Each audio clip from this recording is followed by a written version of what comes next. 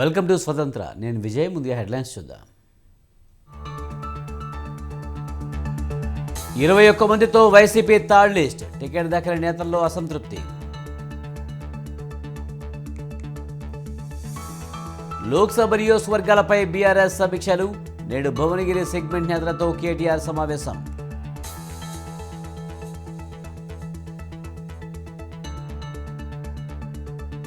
ఏపీలో 3 ఎక్స్ప్రెస్ రైళ్ల పొడిగింపు. ట్రైన్స్ను ప్రారంభించనున్న కేంద్ర మంత్రి కిషన్ రెడ్డి.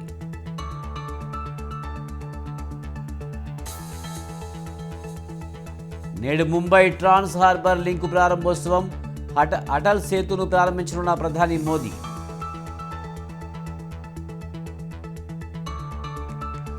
హైదరాబాద్ నుంచి మొదలైన సంక్రాంతి ప్రయాణాలు. రైల్వే స్టేషన్లు, బస్టాండ్లలో జనం రద్దీ.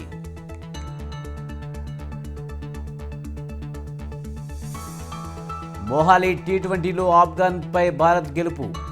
6 వికెట్ల తేడాతో టీమిండియా విజయం.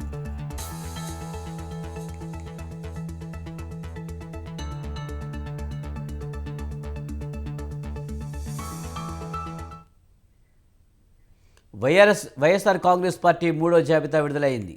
6 ఎంపీ సీట్లకు ఇన్ఛార్జీలను ప్రకటించింది వైసీపీ.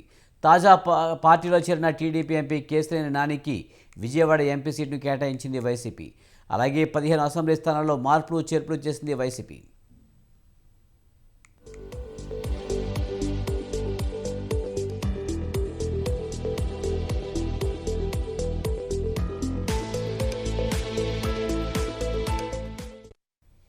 వైఎస్ఆర్ కాంగ్రెస్ పార్టీ ఎట్టకేలకు ఎంపీ, ఎమ్మెల్యే అభ్యర్థుల మార్పులు చేర్పులు జాబితా విడుదల చేసింది.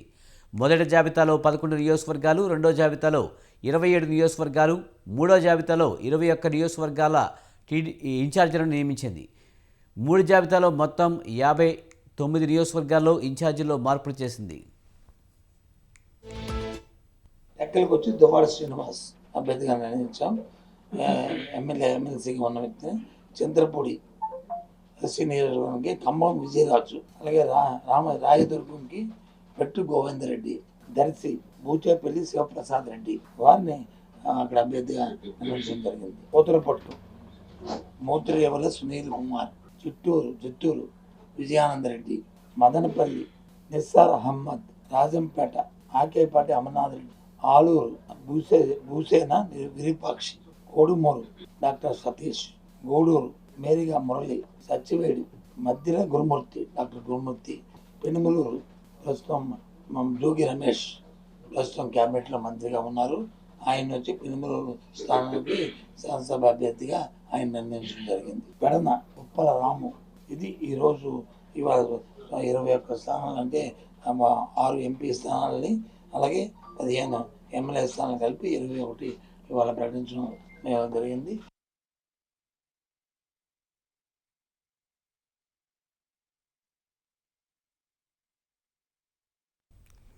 మూడో జాబితాలో 6 ఎంపీ స్థానాలకి ఇన్ఛార్జీలను నియమించారు. విశాఖ పార్లమెంటుకి బొత్స సత్యనారాయణ సత్యమణి, బొత్స ఝాన్సీ పేరు ఇన్ఛార్జిగా ప్రకటించారు. ఇటీవల టీడీపీకి గుడిపై చెప్పిన విజయవాడ ఎంపీ కేశినేని నానికి విజయవాడ పార్లమెంటు ఇన్ఛార్జ్ బాధ్యతలు అప్పగించారు. కర్నూలు పార్లమెంటు సమన్వయకర్తగా మంత్రి జయరాంను నియమించారు. శ్రీకాకుళం పార్లమెంటుకి పేరాడ తిలక్, తిరుపతి పార్లమెంటుకి కోనటి ఆదిమూలంకి సమన్వయకర్త బాధ్యతలు ఇచ్చారు.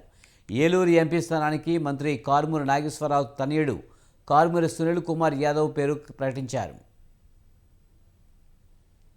ఎంపీగా పేరాడ తిలక్, విశాఖపట్నం ఎంపీగా బొత్స ఝాన్సీ లక్ష్మి, ఏలూరు ఎంపీ కారుమూరి సునీల్ కుమార్ యాదవ్, విజయవాడ ఎంపీ కేశినేని నాని, కర్నూలు ఎంపీగా గుమ్మనూరు జయరాం, తిరుపతి ఎంపీగా కోనేటి ఆదిమూలం, ఇచ్చాపురం విజయ టెక్కలి దువ్వాడ శ్రీనివాస్, ఇచ్చాపురం మనం శ్రీమతి విజయాన్ని అభ్యర్థిగా నిర్ణయించాము. ఆ జడ్పీ చైర్మన్ స్థానాన్ని ఉప్పాడ నారాయణమ్మ.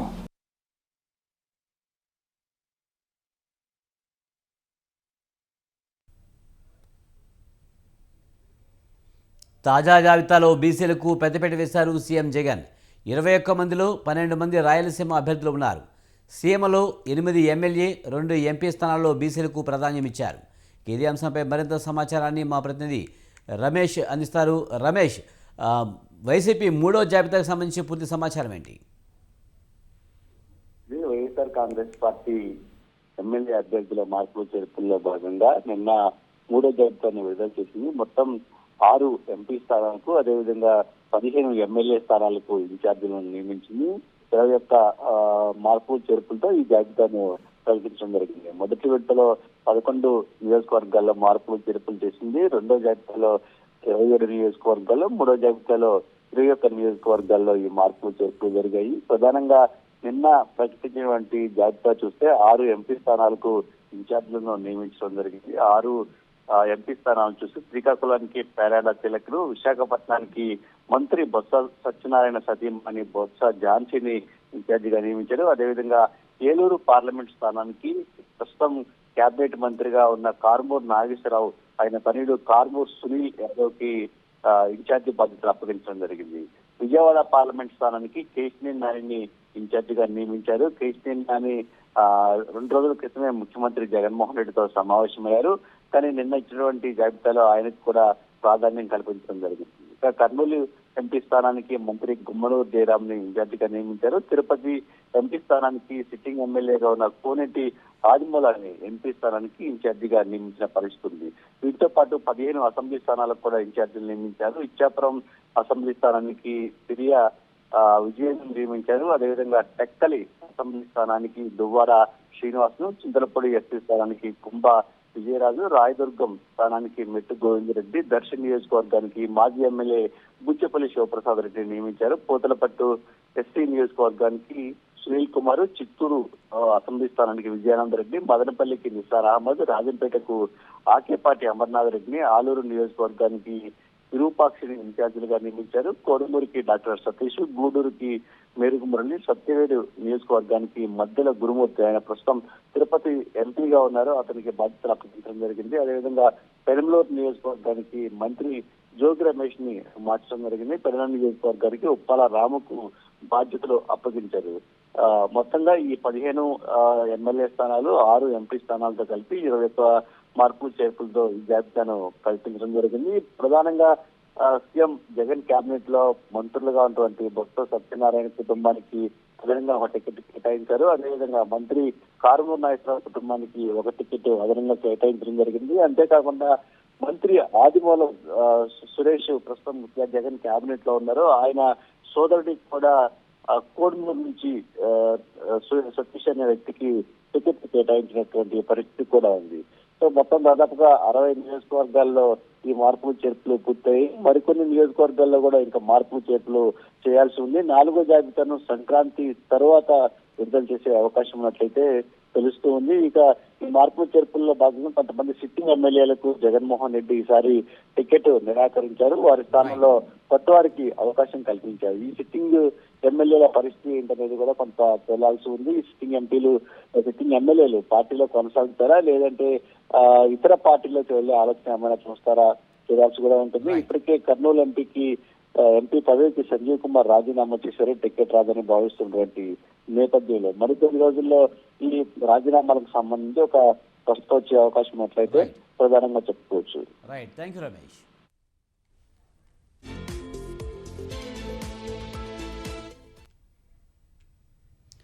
తెలంగాణ శాసన మండలిలోని 2 ఎమ్మెల్యే కోట ఎమ్మెల్సీ స్థానాల ఉప ఎన్నికకు కేంద్ర ఎన్నికల సంఘం నోటిఫికేషన్ జారీ చేసింది.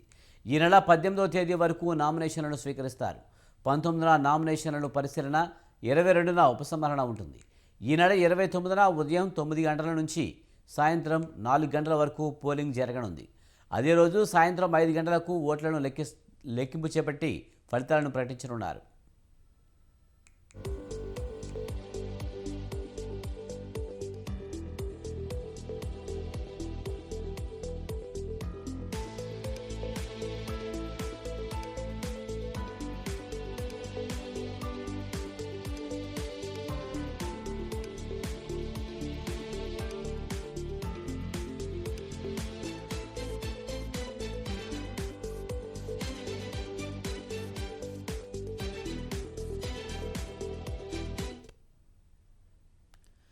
ఇటీవల జరిగిన రాష్ట్ర అసెంబ్లీ ఎన్నికల్లో బీఆర్ఎస్ నుంచి ఎమ్మెల్యేలుగా ఎన్నికైన కడియం శ్రీహరి, పాడి కౌశిక్ రెడ్డి తమ ఎమ్మెల్సీ పదవులకు రాజీనామా చేశారు.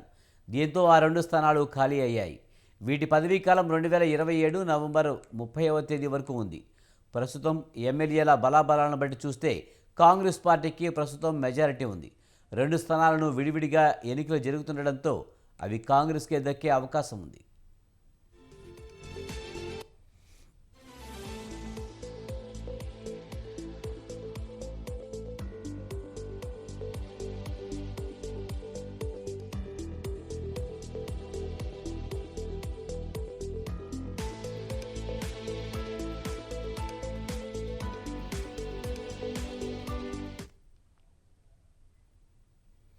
జనవరి 31 నుంచి ఫిబ్రవరి 9 వరకు పార్లమెంట్ బడ్జెట్ సమావేశాలను నిర్వహించనున్నారు. తొలి రోజు ఉభయ సభలను ఉద్దేశించి రాష్ట్రపతి ద్రౌపది ముర్ము ప్రసంగించనున్నారు. ఫిబ్రవరి 1వ తేదీన కేంద్ర ఆర్థిక మంత్రి నిర్మలా సీతారామన్ బడ్జెట్ సభలో ప్రవేశపెడతారు.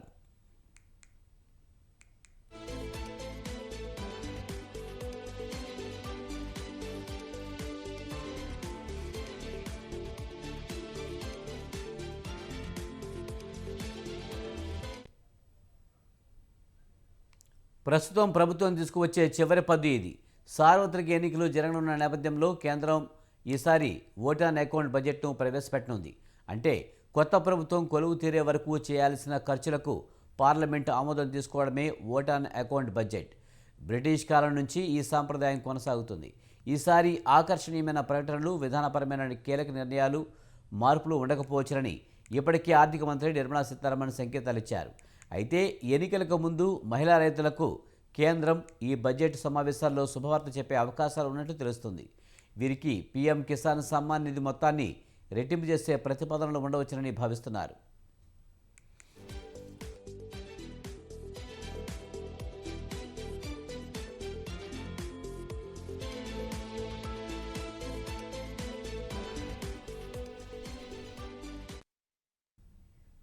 రామ్ గోపాల్ వర్మ దర్శకత్వం వహించిన వ్యూహం సినిమా విడుదలపై దాఖలైన పిటిషన్పై తెలంగాణ హైకోర్టులో ఇరువైపులా వాదనలు ముగిశాయి. తీర్పును రిజర్వ్ చేసిన హైకోర్టు ఇవాళ వెలువరించనుంది.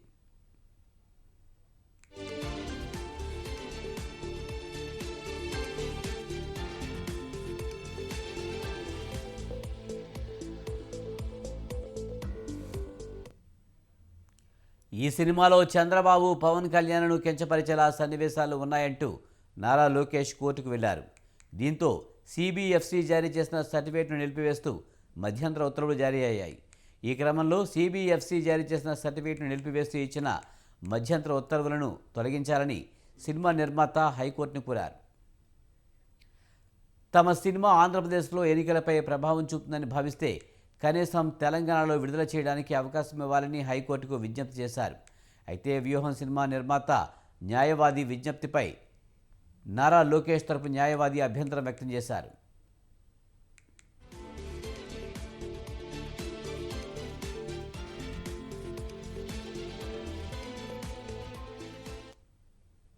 పశ్చిమ గోదావరి జిల్లా నరసాపురంలో తెలుగు సాంప్రదాయం, సంస్కృతి ఉట్టిపడే విధంగా అంగరంగ వైభవంగా సంక్రాంతి సంబరాలు నిర్వహించారు. విద్యార్థులకు విద్యార్థి దశ నుంచే సంక్రాంతి ఆవశ్యకత, తెలుగు సాంప్రదాయాన్ని తెలియజెప్పేందుకు ప్రతి ఏటా సంక్రాంతి సంబరాలు నిర్వహిస్తున్నట్లు విద్యా సంస్థల అధినేత ఘంటసాల బ్రహ్మాజీ అన్నారు. శ్రీ సూర్య కళాశాలలో ముందస్తుగా నిర్వహించిన సంక్రాంతి సంబరాలతో భోగి మంటలు, హరిదాసు నృత్యాలు, గంగిరెద్దుల నృత్యాలతో పాటు విద్యార్థులకు రంగవల్లులు, మ్యూజికల్ చైర్, ఆటలు పాటలు పోటీలు నిర్వహించి విజేతలకు బహుమతులను అందజేశారు. మరిన్ని విషయాలు మా ప్రతినిధి సతీష్ అందిస్తారు. గోదావరి జిల్లాలో సంక్రాంతి అంటేనే ఇక్కడ మహా పెద్ద పండగ కింద చెప్పుకుంటారు. ఈ పండగ ఎప్పుడు వస్తుందా అని చెప్పి ఆశతోనే ఎదురు చూస్తూ ఉంటారు. అలాగే నెల రోజుల ముందర నుంచి కూడా ఈ సంక్రాంతి పండగ స్టార్ట్ అవుతూ ఉంటుంది. ప్రతి పల్లెటూరులోనూ కూడా వ్యవసాయం సంబంధించి మొత్తం ఏదైతే వరి ధాన్యాలు ఉంటాయో ఆ పంటలు పండించి చేతికొచ్చే టైము ఈ నెలే. ఈ నెలలో ప్రతి ఒక్కరు కూడా డబ్బులు కూడా పంటలు పండించిన డబ్బులు కూడా చేతిలో రావడంతో మొదటి పండగ కాబట్టి, పెద్ద పండగ కాబట్టి అందరూ కూడా ఎంత ఆనందంతోనూ ఉత్సాహంతోనూ మొదటి ఈ పండగ జరుపుకునే విధానంగా చూసుకుంటారు. అలాగే ఇప్పుడు రాను ఇప్పుడు సంక్రాంతి సంబరాలు 3 రోజులు కూడా సంక్రాంతి 3 రోజులు కూడా సంబరాలు కరువవుతున్నాయి. ఇప్పుడు అన్నీ కూడా కొన్ని కాలేజీల్లోనే గట్రా ముందస్తు సంబరాలు జరుపుతున్నారు. అలాగే నర్సాపురానికి సంబంధించి సూర్య ఇంజనీరింగ్ కాలేజీ దగ్గర ఇక్కడ మనం ఉన్నాము. ఇక్కడ సంక్రాంతి సంబరాలు జరుగుతున్నాయి. ఆ సంక్రాంతి సంబరాల్లో భాగంగానే మొత్తం ఇక్కడ పోటీ జరుగుతుంది. ఇక్కడ ముగ్గులు పోటీలు, ముగ్గుల పోటీలు అవన్నీ కూడా ఎక్కువగా జరుగుతున్నాయి. కాకపోతే ప్రతి స్టూడెంట్ కూడా ముగ్గుల పోటీలు నిర్వహించారు. ప్రతి స్టూడెంట్ కూడా ఇక్కడ ముగ్గుల పోటీల్లో పాల్గొన్నారు. అలాగే ముగ్గుల పోటీల్లో పాల్గొన్న ప్రతి స్టూడెంట్ కూడా ఎవరైతే బెస్ట్ ప్రైజ్ కింద ఎన్నుకునేలాగా ఇక్కడ కాలేజీ యాజమాన్యం కూడా మొత్తం అన్నీ కూడా ప్రైజులు అన్నీ కూడా ఏర్పాటు చేశారు. అలాగే వాళ్ళ నైపుణ్యం ముగ్గులు కూడా ట్రెడిషనల్గా మర్చిపోతున్నారు కాబట్టి ఇప్పుడు ఈ కాలేజీల్లో కూడా ముగ్గుల పోటీల కింద పెడితే రేపు పొద్దున్న వాళ్ళ ఫ్యూచర్లో కూడా పెద్దయ్యాక ముగ్గులు అన్నవి ఇంటికాడ వేసుకోవడమైనా దేనికైనా సరే అనుభవం కింద ఉంటుందని చెప్పి ముగ్గుల పోటీలు ట్రెడిషనల్ మర్చిపోకుండానే అలాగా ముగ్గుల పోటీలు మొత్తం అన్నీ కూడా నిర్వహించి ఇక్కడ కాలేజీ యాజమాన్యంలోనే ఒక ముఖ్యమైన వ్యక్తిని తీసుకొచ్చి వాళ్ళ ప్రైజ్ డిస్ట్రిబ్యూషన్ చేస్తూ ఉంటారు. అలాగే ఇక్కడ సంబరాలు కూడా ఎక్కువ జరుగుతూ ఉంటాయి. పశ్చిమ గోదావరి జిల్లాలోని 3 రోజులు కూడా కొత్త అల్లులతోనూ మొత్తం అన్ని సంబరాలు కూడా ఎక్కువగా చేస్తూ ఉంటారు. సంక్రాంతి అంటేనే మామూలుగా ఇక్కడ చెప్పుకునే విషయం అయితే కనపడుతుంది. ఇక్కడ మొత్తం సంక్రాంతి సంబరాల్లో కూడా ఇక్కడ కాలేజీ యాజమాన్యం కూడా ఏర్పరిచారు. అలాగే ఇక్కడ జరిగితే ఇక్కడ గంగిరెద్దులు ఇక్కడ మాగం అన్నీ ఉండి మొత్తం అన్ని రోజులు కూడా ఎన్ని వ్యాపారాలు జరుగుతున్నాయి. ఈ సంక్రాంతి అంటేనే 3 రోజులు కూడా ఈ పశ్చిమ గోదావరి జిల్లాలో కోడి పందాలు మొత్తం ఇక్కడ అన్నీ కూడా ఎక్కువ జరుగుతూ ఉంటాయి. అలాగే ఇక్కడ ఏదైతే ఈ కాలేజీ యాజమాన్యం ఉన్నారో ఈ సంబరాలు ఈ 3 రోజులు కూడా ఇక్కడ బాగా ఎక్కువగా ముగ్గుల పోటీల కింద ఏర్పరిచి ఎక్కువ ముగ్గుల కింద ఎక్కువ ఏర్పరచడం జరుగుతుంది. ఇది ఇక్కడ విషయం అయితే మన నర్సాపురంలోనే ఉన్న సూర్య కాలేజీలో ఈరోజు ముగ్గుల పోటీలతోనే పాటు అలాగే గొబ్బెమ్మలు అలాగే ముగ్గులు వేసిన దాంట్లో మరి గొబ్బెమ్మలు పెట్టుకోవడం సాంప్రదాయాల పద్ధతుల ప్రకారం ఎదరికెళ్ళే విధానంగా మొత్తం అన్నీ ఇక్కడ జరుగుతున్నాయి. అలాగే ఇక్కడ సంబరాలతో గంగిరెద్దులు కోలాటాలు అలాగే భోగి మంటలు ఇవన్నీ కూడా జరుగుతున్నాయి. ఇది ఇక్కడ తాజా కాలేజీ నర్సాపురం నుంచి కెమెరామెన్ శివకుమార్తో సతీష్, నర్సాపురం నుంచి స్వతంత్ర టీవీ. శ్రీశైలం మహాక్షేత్రంలో మకర సంక్రమణం పుణ్యకాలాన్ని పురస్కరించుకుని మకర సంక్రాంతి బ్రహ్మోత్సవాలు ప్రారంభం కానున్నాయి. నేటి నుంచి 18వ తేదీ వరకు బ్రహ్మోత్సవాలు జరుగుతాయి. పంచాహనిక దీక్షతో వారం రోజుల పాటు జరిగే ఈ బ్రహ్మోత్సవాలు జనవరి 18న ముగుస్తాయి. ఆలయ సాంప్రదాయాన్ని అనుసరించి మల్లికార్జున స్వామికి ప్రతి సంవత్సరం 2 సార్లు శివరాత్రికి, సంక్రాంతికి దేవస్థానం బ్రహ్మోత్సవాలు జరుగుతాయి.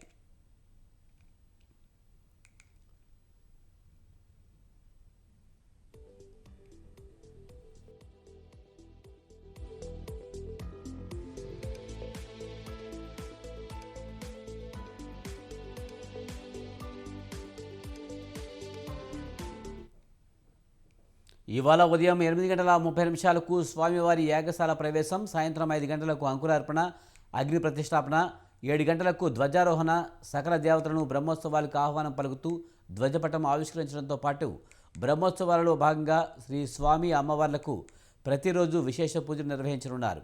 2వ రోజు నుంచి ప్రతిరోజు సాయంత్రం విశేష పూజలు, వాహన సేవలు నిర్వహిస్తారు. ఈ నెల 15వ తేదీ మకర సంక్రాంతిని పురస్కరించుకుని స్వామి అమ్మవారికి బ్రహ్మోత్సవ కళ్యాణం, పండుగలో భాగంగా చిన్నపిల్లలకు భోగిపండ్లు, మహిళలకు ముగ్గుల పోటీలు నిర్వహిస్తున్నట్లు ఈవో పెద్దిరాజు వెల్లడించారు.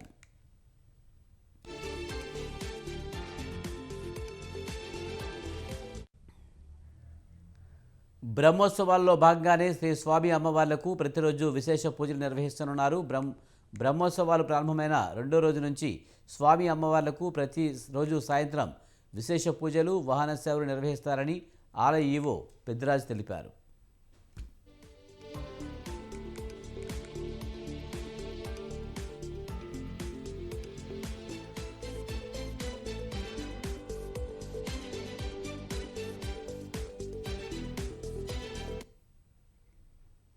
ఆఫ్ఘనిస్తాన్తో టీ20 సిరీస్లో టీమిండియా శుభారంభం చేసింది. పొట్టి సిరీస్లో టీమిండియా బోనీ కొట్టింది. తొలి మ్యాచ్లో తేలిగ్గానే ఆఫ్ఘనిస్తాన్ను ఓడించింది. అక్షర్ పటేల్ సూపర్ బౌలింగ్తో ప్రత్యర్థిని కట్టడి చేసిన భారత్ సిమమ్ దూబే ధనాధన్ బ్యాటింగ్తో తడబాటు లేకుండా లక్ష్యాన్ని ఛేదించింది. తొలి టీ20లో 6 వికెట్ల తేడాతో విజయం సాధించింది. సుదీర్ఘ విరామం తర్వాత టీ20 మ్యాచ్లో బరిలోకి దిగిన కెప్టెన్ రోహిత్ శర్మ డకౌట్ అయ్యాడు.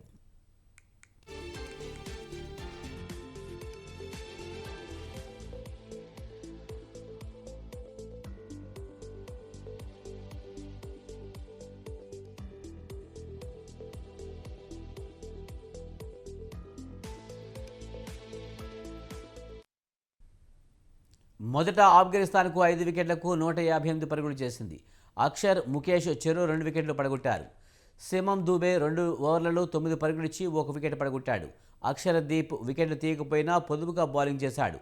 ఈ విజయంతో 3 మ్యాచ్ల సిరీస్లో భారత్ 1-0 ఆధిక్యం సంపాదించింది. రెండో టీ20 ఆదివారం జరుగుతుంది.